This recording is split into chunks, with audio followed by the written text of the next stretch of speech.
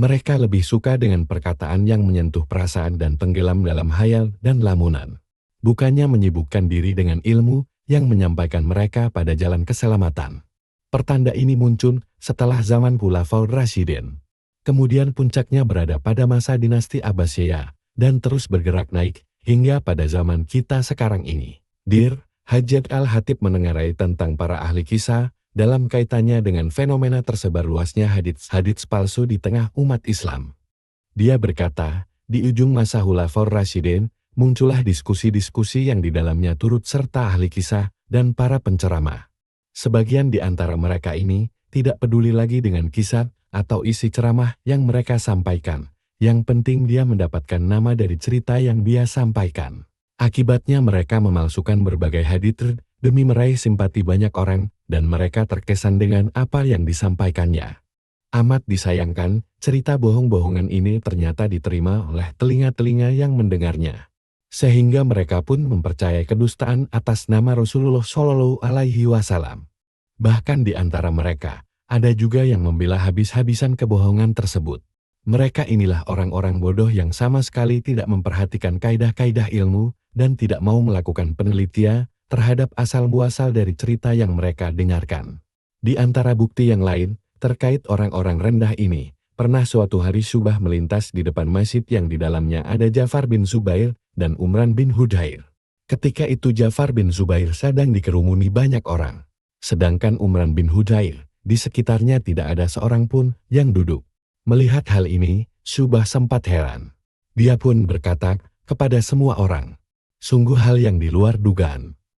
Apakah kalian berkerumun di sekitar orang yang paling dusta, sementara kalian meninggalkan orang yang paling dapat dipercaya?" Sempat juga diceritakan Asyabi pernah mengingkari salah seorang ahli kisah di negeri Syam. Akibat perbuatannya itu dia dipukuli oleh orang-orang setempat, sehingga dia terpaksa menggunakan dalil dari guru-guru mereka untuk menyelamatkan dirinya. Untuk lebih jelasnya, kami akan mengetengahkan kisah yang menimpa seorang ulama besar. Dialah Ibnu Jarir At-Tabari. As-Suyuti menyebutkan kisah ini dalam karyanya Tahdzir Al-Hawas min Akadzib Al-Qusas. Salah seorang tukang kisah menetap di Baghdad, dia meriwayatkan sebuah tafsiran atas ayat. Mudah-mudahan Rabbmu mengangkat kamu ke tempat yang terpuji Al-Isra 14:79. Dalam tafsirannya itu, dia mengatakan bahwa Rasulullah Shallallahu Alaihi Wasallam duduk berhadapan dengan Rabb-nya yang juga sedang duduk di atas singgasananya. Sesampainya perkataan ini ke telinga Ibnu Jarir, beliau langsung mengingkari penafsiran seperti itu dan mengecamnya dengan keras. Sampai-sampai beliau menuliskan surat yang kemudian dia tempelkan di depan pintu rumah orang tersebut, yang bunyinya adalah sebagai berikut. Maha suci Allah yang tidak mempunyai kekasih untuk berbagi, dan tidak seorang pun yang bersanding bersamanya di singgasananya. Akibat protes yang dilakukannya, beliau menuai kemarahan dari orang-orang awam Baghdad. Mereka melempari rumah beliau dengan bebatuan hingga beliau menahan pintu rumahnya dengan tonggak kayu. Dan beliau benar-benar merasa tersiksa atas gangguan mereka ini. Subhanallah, inilah akibatnya jika ilmu dipelajari dari orang-orang rendahan.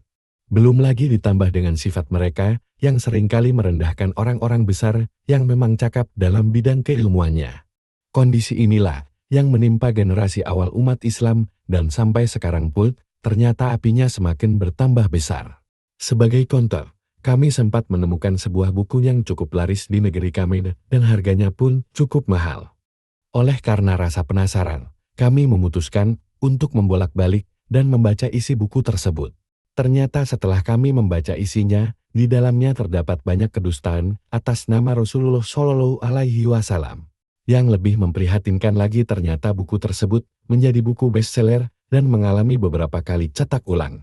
Tak lama kemudian, keluarlah buku kecil yang di dalamnya terdapat peringatan terkait kebohongan yang terdapat dalam buku yang pertama.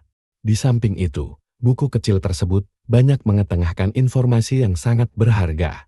Ternyata, orang-orang hanya memandang sebelah mata terhadap buku kecil tersebut. Kemudian kami diskusikan dengan teman kami yang sudah banyak berpengalaman mengamati fenomena ini. Dia menyatakan, sekarang ini orang-orang lebih menyukai sesuatu yang dianggap dapat mengeluarkan mereka dari kondisi mengenaskan yang sedang menimpa. Mereka lebih suka tenggelam dalam hayalat dan ilusi, meskipun mereka tahu bahwa hal itu hanya berisikan kebohongan. Sebaliknya, jika datang kepada mereka sesuatu yang membuat mereka selamat atau yang membuat mereka terjaga dari tidurnya, mereka justru lari dan menghindar.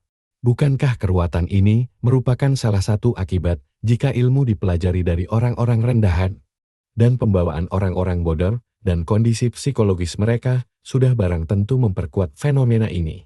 Pada akhirnya satu ilmu akan dipelajari dari mereka yang bukan ahlinya. 3. Munculnya tukang dusta dan nabi palsu. Nabi palsu. Dari Tsauban radhiyallahu anhu, Rasulullah shallallahu alaihi wasallam bersabda, dan sesungguhnya akan muncul tengah umatku 30 orang tukang dusta yang semuanya mengaku menjadi nabi. Ketahuilah, akulah nabi terakhir, tidak ada nabi setelah kepergianku. At-Tirmizi, Al-Fitan, Hadits No. 2315, beliau menyatakan hadits Hasan Sahih. Dari Ibnu Abbas radhiyallahu anhuma Rasulullah shallallahu alaihi wasallam bersabda, ketika aku tidur, aku melihat di tanganku ini diletakkan 2 gelang emas. Maka aku pun bermaksud melepaskannya karena aku sangat membencinya. Maka diizinkanlah kepadaku dan aku pun meniup kedua gelang tersebut. Aku menakwili mimpiku ini sebagai 2 orang pendusta besar yang akan muncul setelahku. Ubaidillah berkata, keduanya adalah Al-Unsi yang dibunuh oleh virus di Yaman, sedangkan yang satunya adalah Musailamah. Dari Abu Bakrah radhiyallahu anhu, dia berkata, banyak orang membicarakan perihal Musailamah. Hal itu terjadi sebelum Rasulullah shallallahu alaihi wasallam mengabarkan tentang perihal jati dirinya. Maka Rasulullah shallallahu alaihi wasallam berdiri untuk menyampaikan khutbahnya wabaidu mengenai orang ini Musailamah yang selama ini kalian bicarakan.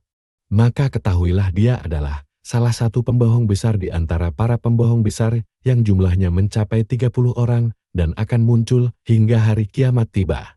Sesungguhnya tidak ada satu negeri pun yang tidak pernah dijamah oleh teror Al-Masih Dajjal kecuali Madinah. Sebab di setiap lorong-lorongnya dijaga oleh 2 malaikat yang setiap saat akan mengusir teror yang disebarkannya. Sahih Ibnu Hibban 1529.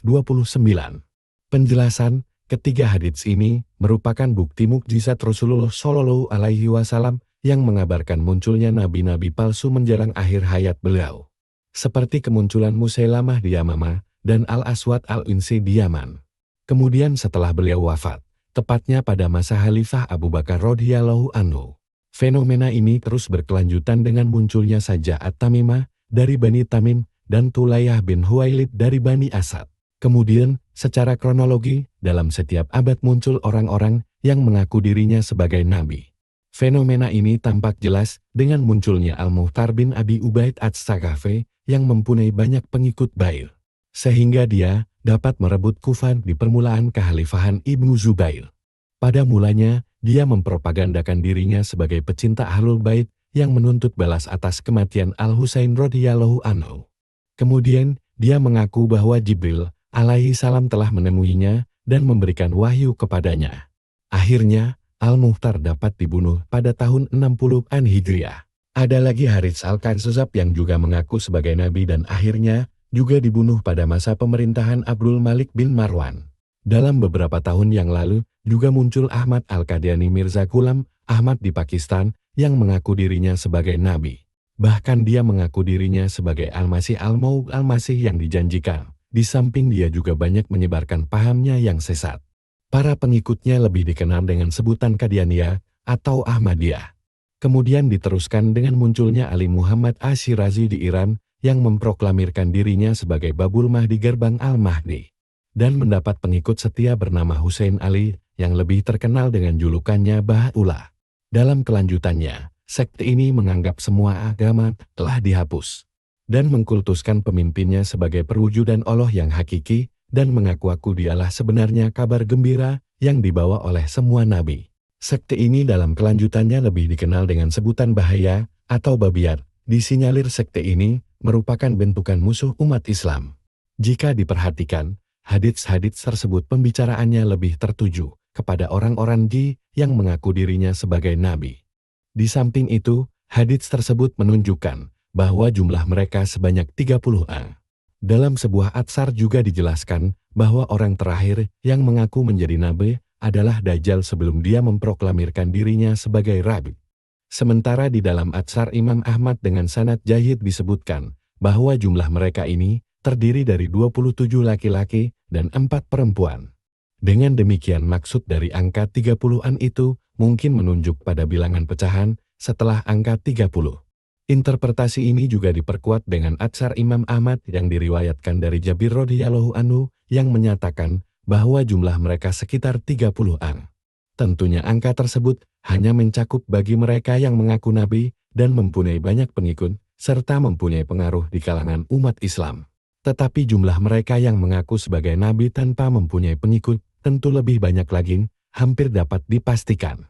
Di setiap masa dan daerah tidak pernah sepi dari orang-orang yang melancarkan kebohongannya dengan memproklamirkan dirinya sebagai nabi. Bahkan di antara para wanita yang mengaku dirinya sebagai nabi, ada juga yang berhujah dengan hadits Nabi Shallallahu Alaihi Wasallam tidak ada nabi setelahku.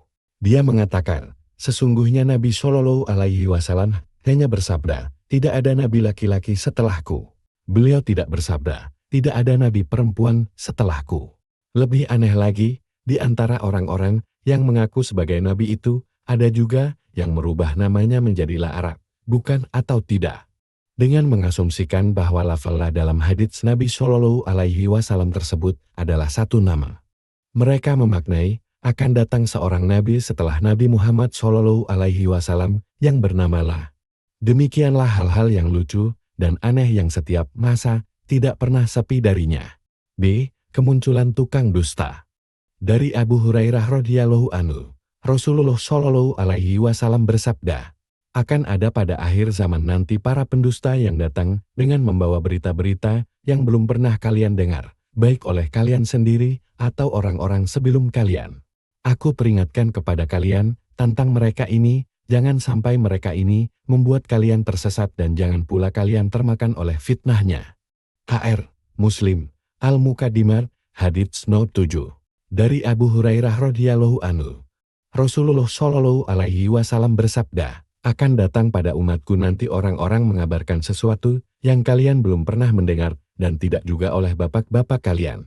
Berhati-hatilah diri kalian terhadap mereka ini. H.R. Muslim, Al-Muqaddimah, hadits note 6.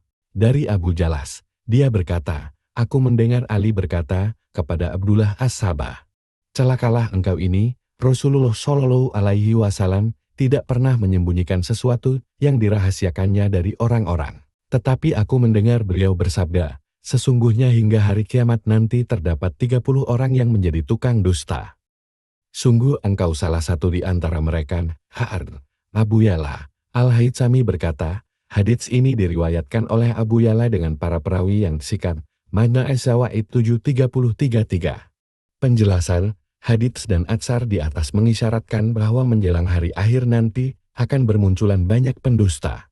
Dan ini tidak harus disertai dengan pengakuan sebagai nabi seperti sebelumnya. Dalam hadits pertama dan kedua dijelaskan bahwa mereka ini akan muncul di akhir zaman atau umat yang terakhir. Hadits-hadits tersebut telah memberikan bukti tentang penampilan para tukang dusta yang dengannya mereka beraksi. Yaitu ketika mereka berbicara kepada manusia tentang berita-berita dan peristiwa-peristiwa yang menyesatkan. Seorang muslim pun belum pernah mendengarnya ataupun belum pernah menjumpainya dalam warisan ilmu orang-orang yang terdahulu. Besar kemungkinan fenomena ini terbukti dengan banyaknya hadits palsu, serta kebohongan yang dibuat-buat kemudian menisbatkannya kepada para sahabat dan selain mereka. Jika memang demikian maka fenomena ini dari dulu hingga sekarang memang telah nyata. Sekarang ini banyak sekali hadits-hadits atau atsar yang dinisbatkan kepada Rasulullah Shallallahu Alaihi Wasallam atau kepada selain beliau, yaitu para sahabat dan para tabiin yang sengaja dipelintir untuk mengkultuskan seorang tokoh dalam menjustifikasi peperangan modern, sebagaimana yang terjadi di Afghanistan dan Irak. Bagi mereka yang jeli memperhatikan kebohongan-kebohongan ini, tidak diragukan lagi bahwa inilah bentuk kebohongan modern yang terencana. 4. Bencana gempa bumi yang amat masif. Pertanda yang satu ini telah banyak disebut-sebut oleh para penulis yang membahas tema tanda-tanda hari kiamat. Mereka berpendapat bahwa gempa yang dimaksud tersebut telah terjadi. Masing-masing dari mereka di masanya bercerita tentang sebagian gempa-gempa yang pernah didengarnya. Akan tetapi menurut kami, yang dimaksud kejadian gempa-gempa tersebut. Bagaimanapun juga bukan gempa yang dipesankan dalam kabar Nabi Shallallahu Alaihi Wasallam. Seandainya berita-berita tersebut dianggap benar sekali, sesungguhnya gempa-gempa tersebut telah begitu sering terjadi sehingga sudah barang tentu bukan itu yang dimaksud. Sebagian orang memang ada yang mengatakan bahwa tanda hari kiamat yang berupa gempa ini sudah terjadi di masa sekarang ini. Tidak ada 1 bulan pun bahkan 1 minggu pun berlalu kecuali kita dapat menyaksikan berita di televisi yang meliput kejadian gempa di sana-sini. Namun tanpa keraguan sedikit pun dapat dikatakan bahwa semua berita yang terkait dengan gempa-gempa tersebut sedikit pun tidak memungkinkan untuk diambil sebuah kesimpulan bahwa gempa itulah yang dimaksudkan dalam hadits. Meskipun tidak menutup kemungkinan bahwa gempa yang akhir-akhir ini banyak diberitakan oleh media merupakan permulaan dari gempa sebenarnya yang menjadi tanda-tanda hari kiamat. Dalam pandangan kami bahwa kebanyakan gempa-gempa tersebut terjadi karena pengaruh suatu kondisi tertentu yang mempercepat rotasi bumi, yang selanjutnya menimbulkan banyak guncangan hebat, sehingga sangat kecil persamaannya jika dibandingkan dengan gempa yang menjadi tanda datangnya kiamat. Yang memperkuat pendapat kami ini adalah beberapa atsar yang salah satunya adalah sabda Rasulullah Shallallahu Alaihi Wasallam kepada Ibnu Hawalah radhiyallahu anhu. Wahai Ibnu Hawalah, jika engkau menyaksikan kehilafahan telah tegak di sekitar tanah yang disucikan Baitul Maqdis, maka sesungguhnya saat itu akan banyak terjadi gempa, kesusahan, bencana, dan peristiwa-peristiwa besar. Pada saat itu, hari kiamat telah amat dekat kepada manusia, lebih dekat daripada tanganku ini dengan kepalamu. Sahih Jami As-Saghir, Hadits 7838, Jilid 2. Dari Salamah bin Nufail As-Sukuni radhiyallahu anhu, Rasulullah Shallallahu Alaihi Wasallam bersabda, dan di antara tanda hari kiamat yang paling dehat adalah 2 wabah kematian yang amat dahsyat dan setelah itu terjadi gempa selama beberapa tahun. Ahmad, Musnad Asy-Syamir, Hadits 16966 dengan para perawi yang tsika. Dalam hadits pertama terlihat adanya hubungan antara tegaknya khilafah di Palestina dengan gempa yang dimaksud.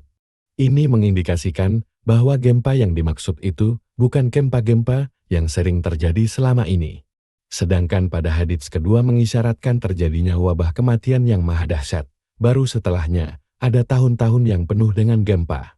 Semua ini memberikan petunjuk bahwa gempa-gempa tersebut sebagai satu tahapan kiamat yang sangat jelas, yang sama sekali tidak ada hubungannya dengan rotasi bumi.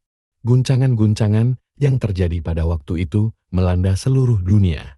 Dan mungkin saja peristiwa ini ada hubungannya dengan bertambahnya kecepatan rotasi bumi. 5. Waktu berjalan begitu cepat. Dari Abu Hurairah radhiyallahu anhu, Rasulullah Shallallahu Alaihi Wasallam bersabda, hari kiamat tidak akan terjadi sebelum zaman semakin berdekatan pendek, setahun seperti sebulan, sebulan seperti sejumat seminggu, sejumat seperti sehari, dan sehari seperti sesaat. Satu saat yang dimaksud adalah nyala api yang membakar ranting kering. Sahih Al-Musnad, Hal 417.